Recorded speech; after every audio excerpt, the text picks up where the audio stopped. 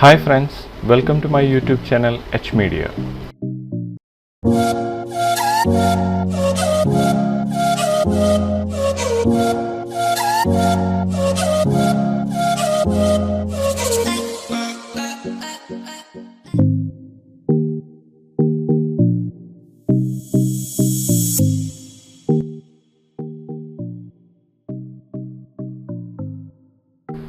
3ds Max Beginner to Advanced ട്യൂട്ടോറിയൽസിൻ്റെ 27th ലെസനാണിത്.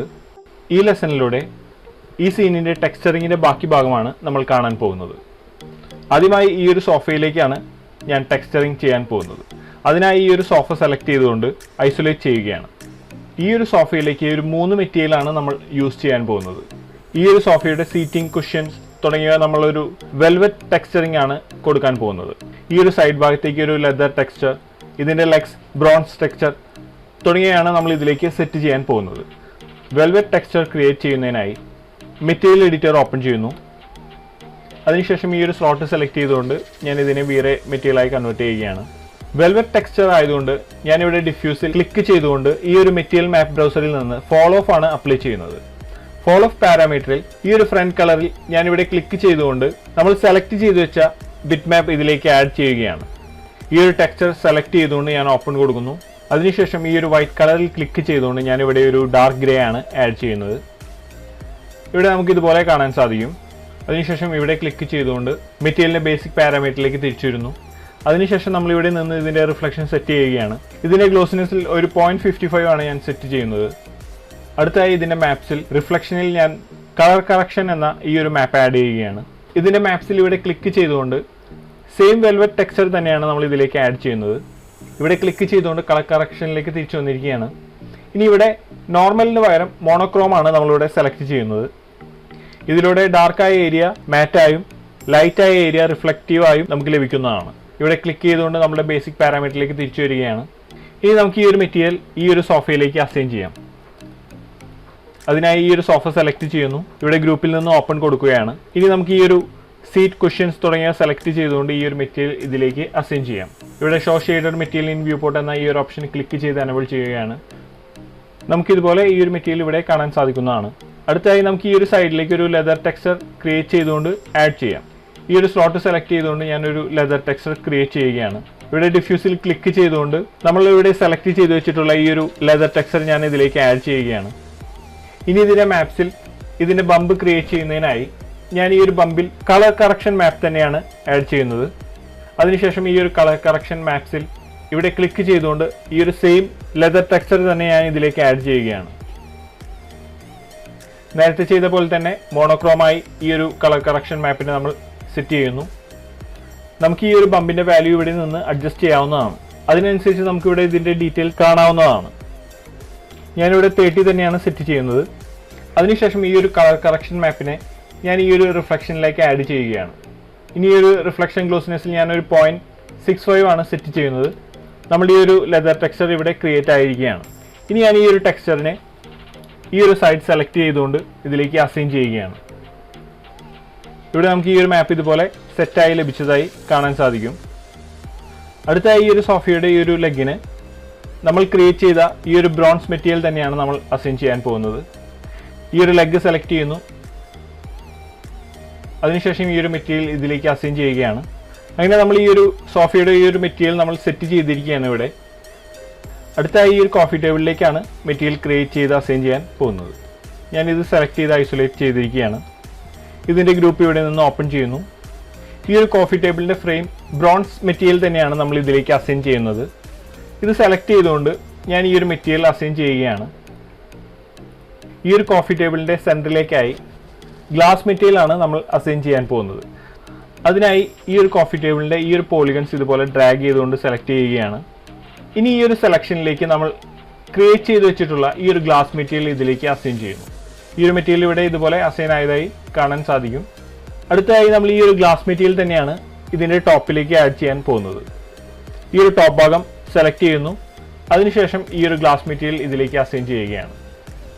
ഇനി ഇതിൻ്റെ ഈ ഒരു ബേസ് ഭാഗം മിറർ മെറ്റീരിയൽ ആണ് നമ്മൾ ഇതിലേക്ക് അസൈൻ ചെയ്യാൻ പോകുന്നത്. അതിനായി ഇത് സെലക്ട് ചെയ്തുകൊണ്ട് നമ്മൾ ക്രിയേറ്റ് ചെയ്ത് വെച്ചിട്ടുള്ള ഈ ഒരു മിറർ മെറ്റീരിയൽ ഞാൻ സെലക്ട് ചെയ്ത് ഇതിലേക്ക് അസൈൻ ചെയ്യുകയാണ്. ഇതുപോലെ നമ്മൾ ഈ ഒരു കോഫി ടേബിളിന് മെറ്റീരിയൽ അസൈൻ ചെയ്തിരിക്കുകയാണ്. അടുത്തായി നമ്മൾ ഈ ഒരു സൈഡ് ടേബിൾസിനാണ് മെറ്റീരിയൽ അസൈൻ ചെയ്യാൻ പോകുന്നത്. ഞാൻ ഈ ഒരു സൈഡ് ടേബിൾ സെലക്ട് ചെയ്തുകൊണ്ട് ഐസൊലേറ്റ് ചെയ്യുന്നു. 2 മെറ്റീരിയലാണ് ഈ ഒരു സൈഡ് ടേബിളിന് നമ്മൾ കൊടുക്കാൻ പോകുന്നത്. നമ്മളിവിടെ ക്രിയേറ്റ് ചെയ്ത് വെച്ചിട്ടുള്ള ഈ ഒരു മാർബിൾ മെറ്റീരിയലാണ് ഞാൻ ഇതിൻ്റെ ടോപ്പിലേക്ക് അസൈൻ ചെയ്യാൻ പോകുന്നത്. ഈ ഒരു ടോപ്പ് ഭാഗം സെലക്ട് ചെയ്യുന്നു. ഈ ഒരു മെറ്റീരിയൽ ഇതിലേക്ക് അസൈൻ ചെയ്യുകയാണ്. നമുക്കിതുപോലെ ഇവിടെ കാണാൻ സാധിക്കും. ഇനി ഞാൻ ഇതിൻ്റെ മാപ്പിംഗ് കറക്റ്റ് ചെയ്യുന്നതിനായി ഈ ഒരു മോഡിഫയർ ലിസ്റ്റിൽ നിന്ന് UVW മാപ്പ് അസൈൻ ചെയ്യുകയാണ്. നമുക്ക് ഈ ഒരു UVW മാപ്പിൽ ബോക്സ് സെലക്ട് ചെയ്യാം. അതിനുശേഷം ഇതിൻ്റെ സ്കെയിൽ ഇവിടെ നിന്ന് ഇതുപോലെ സ്കെയിൽ ചെയ്തുകൊണ്ട് അഡ്ജസ്റ്റ് ചെയ്യുകയാണ്. ഇനി ഈ ഒരു കോഫി ടേബിളിൻ്റെ ബാക്കി ഭാഗം ഞാൻ സെലക്ട് ചെയ്യുകയാണ്. ഇനി നമ്മൾ ക്രിയേറ്റ് ചെയ്ത് വെച്ചിട്ടുള്ള ഈ ഒരു ബ്രോൺസ് മെറ്റീരിയൽ ഇതിലേക്ക് അസൈൻ ചെയ്യുന്നു. ഇതുപോലെ ഈ ഒരു സൈഡ് ടേബിളിൽ നമ്മൾ ഈ ഒരു മെറ്റീരിയൽ അസൈൻ ചെയ്തിരിക്കുകയാണ്. അടുത്തായി ഈ ഒരു വാൾ ലൈറ്റിലേക്കാണ് നമുക്ക് മെറ്റീരിയൽ അസൈൻ ചെയ്യാനുള്ളത്. അതിനായി ഞാൻ ഈ ഒരു വാൾ ലൈറ്റ് സെലക്ട് ചെയ്യുന്നു. ഇതിൻ്റെ ഗ്രൂപ്പ് ഇവിടെ നിന്ന് ഓപ്പൺ ചെയ്യുകയാണ്. ഈ ഒരു വാൾ ലൈറ്റിൻ്റെ ഈ ഒരു ഭാഗം സെലക്ട് ചെയ്തുകൊണ്ട് നമ്മൾ ക്രിയേറ്റ് ചെയ്ത് വെച്ചിട്ടുള്ള ഈ ഒരു ബ്രോൺസ് മെറ്റീരിയലാണ് ഞാൻ ഇതിലേക്ക് അസൈൻ ചെയ്യുന്നത്. അടുത്തതായി ഈ ഒരു വാൾ ലൈറ്റിൻ്റെ ഈ ഒരു പോർഷൻ ഇത് സെലക്ട് ചെയ്തുകൊണ്ട് നമ്മൾ ഇതിലേക്ക് ഗ്ലാസ് മെറ്റീരിയൽ അസൈൻ ചെയ്യുന്നു. അതിനുശേഷം നമുക്ക് ഈ ഒരു ലൈറ്റ് ഭാഗം സെലക്ട് ചെയ്തുകൊണ്ട് ഒരു 2 സൈഡഡ് മെറ്റീരിയൽ ക്രിയേറ്റ് ചെയ്ത് ഇതിലേക്ക് അസൈൻ ചെയ്യാം. ഞാൻ ഈ ഒരു സ്ലോട്ട് സെലക്ട് ചെയ്യുന്നു. ഇവിടെ ക്ലിക്ക് ചെയ്തുകൊണ്ട് ഈ ഒരു മെറ്റീരിയൽ മാപ്പ് ബ്രൗസറിൽ നിന്ന് ഞാനൊരു 2 സൈഡഡ് മെറ്റീരിയലാണ് ഇതിലേക്ക് അസൈൻ ചെയ്യുന്നത്. ഡിസ്കാർഡ് ഓൾ മെറ്റീരിയൽ സെലക്ട് ചെയ്യുന്നു. ഓക്കെ പ്രസ് ചെയ്യുന്നു. അതിനുശേഷം ഈ ഒരു ഫ്രണ്ട് മെറ്റീരിയൽ ക്ലിക്ക് ചെയ്തുകൊണ്ട് ഒരു വീറെ ജനറൽ മെറ്റീരിയൽ ഞാൻ ഇതിലേക്ക് അസൈൻ ചെയ്യുകയാണ്. ഇനി ഇതിൻ്റെ ഡിഫ്യൂസ് കളറിൽ ജസ്റ്റ് ഒരു വൈറ്റ് കളറാണ് ഞാനിവിടെ സെറ്റ് ചെയ്യുന്നത്. ഓക്കെ പ്രസ് ചെയ്യുന്നു. അതിനുശേഷം ഈ ഒരു ഗോ ടു പാരന്റ് ഓപ്ഷനിൽ ക്ലിക്ക് ചെയ്തുകൊണ്ട് ഞാൻ ഈ ഒരു 2 സൈഡ് മെറ്റീരിയലിലേക്ക് തിരിച്ചു വരികയാണ്. നമുക്കിവിടെ ഇതിൻ്റെ ട്രാൻസ്ലൂസൻസി ഇവിടെ നിന്ന് അഡ്ജസ്റ്റ് ചെയ്യാം. ഇതുപോലെ നമ്മൾ ഈ ഒരു വാൾ ലൈറ്റ് മെറ്റീരിയൽ അസൈൻ ചെയ്തിരിക്കുകയാണ്. ഞാൻ ഇതിൻ്റെ ഗ്രൂപ്പ് ഇവിടെ നിന്ന് ക്ലോസ് ചെയ്യുകയാണ്. അടുത്തായി ഈ ഒരു TVയിലേക്കാണ് നമ്മൾ മെറ്റീരിയൽ അസൈൻ ചെയ്യാൻ പോകുന്നത്. ഇത് സെലക്ട് ചെയ്തുകൊണ്ട് ഐസൊലേറ്റ് ചെയ്യുകയാണ്. ആദ്യമായി ഞാൻ ഈ ഒരു TVയുടെ ഈ ഒരു സ്ക്രീൻ ഭാഗം സെലക്ട് ചെയ്യുകയാണ്. അതിനുശേഷം കൺട്രോളായി പ്രസ് ചെയ്തുകൊണ്ട് ഞാൻ ഈ ഒരു സെലക്ഷനെ ഇൻവേഴ്സ് സെലക്ഷനായി മാറ്റുകയാണ്. നമുക്കിവിടെ ഈ ഒരു TVയുടെ സ്ക്രീൻ ഒഴികെയുള്ള ബാക്കി ഭാഗം സെലക്ട് ആയതായി കാണാൻ സാധിക്കും. ഇതിലേക്ക് നമ്മൾ ക്രിയേറ്റ് ചെയ്ത് വെച്ചിട്ടുള്ള ഈ ഒരു ബ്ലാക്ക് മെറ്റീരിയലാണ് ഞാൻ അസൈൻ ചെയ്യുന്നത്. അടുത്തതായി നമ്മൾ ഈ ഒരു സ്ക്രീനിലേക്കാണ് മെറ്റീരിയൽ ക്രിയേറ്റ് ചെയ്യാൻ പോകുന്നത്. ലൈറ്റ് മെറ്റീരിയൽ യൂസ് ചെയ്തുകൊണ്ടാണ് നമ്മൾ ഈ ഒരു സ്ക്രീനിന് വേണ്ടി മെറ്റീരിയൽ ക്രിയേറ്റ് ചെയ്യുന്നത്. ഞാനിവിടെ ക്ലിക്ക് ചെയ്തുകൊണ്ട് ഈ ഒരു മെറ്റീരിയൽ മാപ്പ് ബ്രൗസറിൽ നിന്ന് വീറെ ലൈറ്റ് മെറ്റീരിയലാണ് ആഡ് ചെയ്യുന്നത്.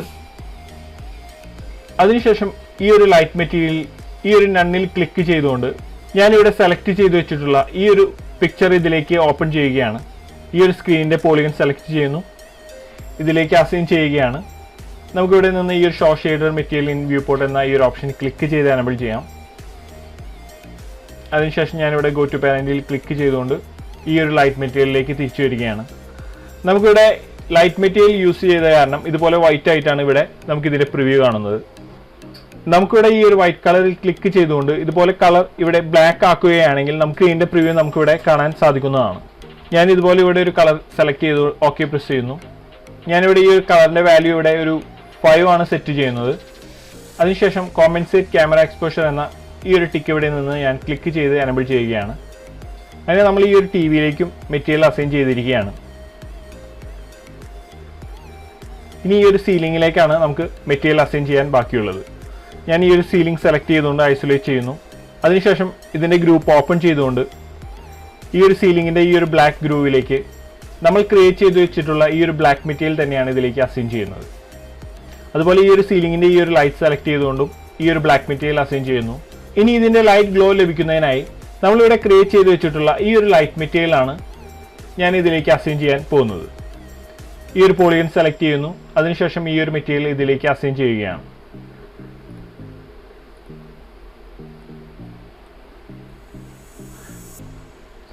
അങ്ങനെ ഈ ഒരു ലെസണിലൂടെ ഈ ഒരു സീനിൻ്റെ ടെക്സ്ചറിങ് ഇവിടെ അവസാനിച്ചിരിക്കുകയാണ്. ഇത്രയാണ് ഞാൻ ഈ ഒരു ലെസണിലൂടെ ഷെയർ ചെയ്യുന്നത്. അടുത്ത ലെസണിലൂടെ നമുക്കിതിൻ്റെ ബാക്കി കണ്ടിന്യൂ ചെയ്യാം. Thanks for watching. ഈ വീഡിയോ നിങ്ങൾക്ക് ഇഷ്ടമായാൽ ലൈക്ക് ചെയ്യുക, ഷെയർ ചെയ്യുക. പുതിയ വീഡിയോകൾ നിങ്ങളിലേക്ക് എത്തണമെങ്കിൽ സബ്സ്ക്രൈബ് ചെയ്ത് ബെൽ ഐക്കൺ ക്ലിക്ക് ചെയ്യുക. Thank you.